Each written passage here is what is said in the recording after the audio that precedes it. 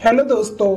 डुंडलोद किला झुंझुनू जिले के डुंडलोद के कई किलों और हवेलियों से जुड़ा हुआ है। इसे सन 1750 में राजपूत शासक सरदौल सिंह के पांचवें और सबसे छोटे बेटे केसरी सिंह ने बनवाया था। डुंडलोद किला राजपूत और मुगल कला और वास्तुकला का एक अविश्वसनीय मिश्रण है। डुंडलोद किला 17वीं शताब्दी का राजपूताना किला है जो शेखावतों की यादगार यादों से भरा हुआ है। वे योद्धा राजपूत थे जिन्होंने मुगलों के आक्रमण का डटकर सामना किया था। तब से शानदार राजस्थान की सांस्कृतिक विरासत को संरक्षित किया गया है क्योंकि इसके लोकाचार डुंडलोद किले की स्थापत्य कला में समाहित है। डुंडलोद किले की वास्तुकला दीवाने खास में रंगीन कांच की खिड़कियां, विरासत की प्राचीन वस्तुएं और एक प्रभावशाली पुस्तकालय संग्रहालय है। एक आम सजावट थीम प्रसिद्ध राजस्थानी लघु चित्रकारी है जो आपको हर जगह मिल जाएगी। दीवान खान में मुगल वास्तुकला है लेकिन इसमें लुई XIV के फर्नीचर का उपयोग किया गया है और इसमें इतिहास की कुछ अविश्वसनीय रूप से दुर्लभ पुस्तकों का पुस्तकालय है। इस क्षेत्र के कई किलों और महलों के विपरीत प्रामाणिक सांस्कृतिक कलाकृतियों को बदलने का कोई प्रयास नहीं किया गया है। फूल और पत्ते की आकृतियां मुगल युग की मीनारे भारतीय संस्कृति के विभिन्न कालखंडों को दर्शाती हैं। पौराणिक पेंटिंग और तीर और ढालों की प्रमाणिक दीवार पर लटकी हुई कलाकृतियां हैं। आधुनिक कमरे की सजावट और सुविधाएं सभी स्थानीय रूप से राजस्थान से राजपूताना शैली में विशेषज्ञता रखने वाले कारीगरों के माध्यम से प्राप्त की जाती हैं। हर कमरे के सामने छत और चौक है जहां से धूप सेक सकते हैं और शहर और हवेलियों के नजारे देख सकते हैं। किले के प्राचीर पर भी टहल सकते हैं और नीचे खाई को देख सकते हैं। एक दिलचस्प तथ्य, कोई भी दो कमरे एक जैसे नहीं होते। डंडलोद किला डंडलोद या डेरा डंडलोद किला को राजस्थान के बेहतरीन हेरिटेज होटलों में से एक के रूप में शानदार तरीके से बहाल किया गया है।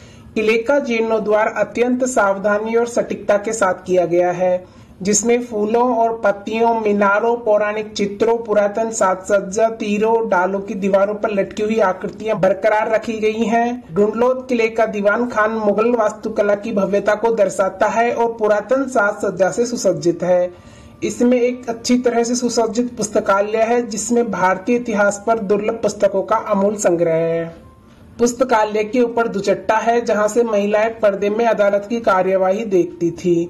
तुगनराम गोयनका हवेली अक्सर बंद रहती है लेकिन आंगन की ऊपरी दीवार पर खिड़कियों के ऊपर बेहतरीन दर्पण का काम देखा जा सकता है।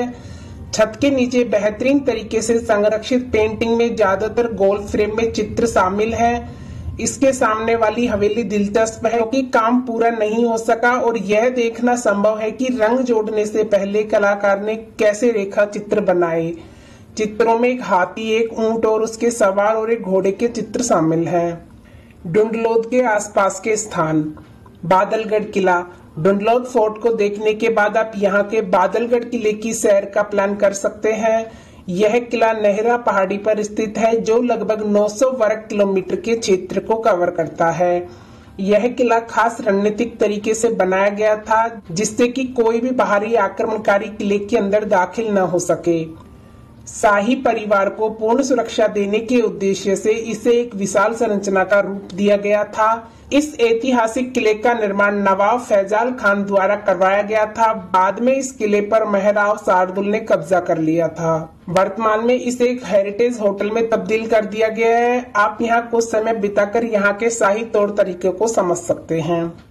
तुगनराम गोयनका हवेली। किलों को देखने के अलावा आप यहाँ की खूबसूरत हवेली को भी देख सकते हैं। आप यहाँ तुगनराम गोयनका हवेली को देखने का प्लान बना सकते हैं। इस हवेली को यहाँ के किसी धनी व्यापारी ने बनाया था। तुगनराम गोयनका हवेली कई खूबसूरत पेंटिंग्स द्वारा सजाई गई है जो यहाँ की दीवारों को जीवंत रूप प्रदान करती है। ये आम चित्रकारियां नहीं हैं बल्कि कई कहानियों को प्रदर्शित करती हैं। इन पेंटिंग्स में आप प्रसिद्ध ढोला मारू या युद्ध से लौटने वाले योद्धाओं की वीर कहानियों को खूबसूरत तरीके से दर्शाया गया है। हवेली के कई हिस्सों को राजस्थानी डिजाइनों से भी सजाया गया है। हवेली के आंतरिक भागों के साथ साथ आंगन को भी आकृतियों को भी सजाया गया है। राजस्थानी कला संस्कृति को देखने के लिए आप यहाँ आ सकते हैं। सत्यनारायण मंदिर।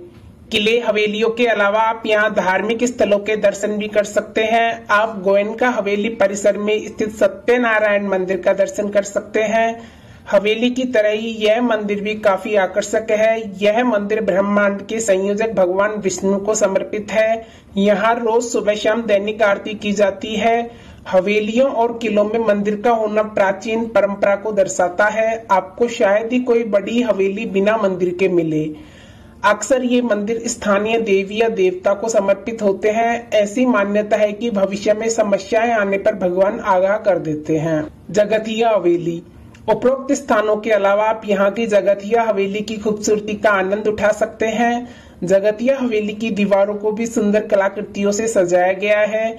इस हवेली के प्रवेश द्वार खुलते ही मानो ऐसा लगता है कि किसी आर्ट गैलरी में प्रवेश कर रहे हों। हवेली की आंतरिक सौंदर्यता को जितनी तारीफ की जाए उतनी कम है। यहाँ बनाए गए चित्र कारीगर की दक्षता को भली भांति दर्शाते हैं। यहाँ जानवरों के चित्रों का ज्यादा स्थान मिला है। इसके अलावा कहीं कहीं मानव मूर्तियां भी बनाई गई हैं। यह वास्तुकला बहादुर राजपूतों की कहानियों को प्रदर्शित करती है। कुछ खास अनुभव के लिए आप राजस्थान के इस खास ऐतिहासिक कोने का सफर कर सकते हैं। नवलगढ़ डुंडलोद से लगभग 7 किलोमीटर दक्षिण में स्थित है और 1737 में बने अपने किले के लिए प्रसिद्ध है। यहाँ के अन्य आकर्षणों में आनंदीलाल पोद्दार की हवेलियां, आठ हवेली, हेमराज कुलवात हवेली, भक्तों की हवेली और खेड़वाल भवन शामिल है। परशुरामपुरा डुंडलोद से लगभग 27 किलोमीटर दक्षिण पूर्व में स्थित है और इसे शेखावाटी क्षेत्र में सबसे अच्छी तरह से संरक्षित और सबसे पुरानी पेंटिंग्स होने का गौरव प्राप्त है। मुकुंदगढ़ डुंडलोद से लगभग 6 किलोमीटर उत्तर पश्चिम में स्थित एक छोटा सा गांव है जो अपने किले और हवेलियों के लिए प्रसिद्ध है। मंडावा डुंडलोद से लगभग 30 किलोमीटर उत्तर पश्चिम में है और अब पर्यटकों के बीच एक लोकप्रिय गंतव्य है। यहाँ काफी संख्या में प्राचीन वस्तुओं की दुकानें हैं। यह गांव 18वीं शताब्दी में बसा था और गांव के धनी व्यापारियों द्वारा इसे मजबूत बनाया गया था। इस गांव में कुछ अच्छी हवेलियां और हेरिटेज होटल हैं। तो दोस्तों, यह था डुंडलोद किले से जुड़ा इतिहास और उसके आसपास की जगहों के बारे में जानकारी। आपको वीडियो कैसी लगी हमें कमेंट करके बताएं और वीडियो पसंद आए तो लाइक शेयर एंड सब्सक्राइब करें। थैंक्स।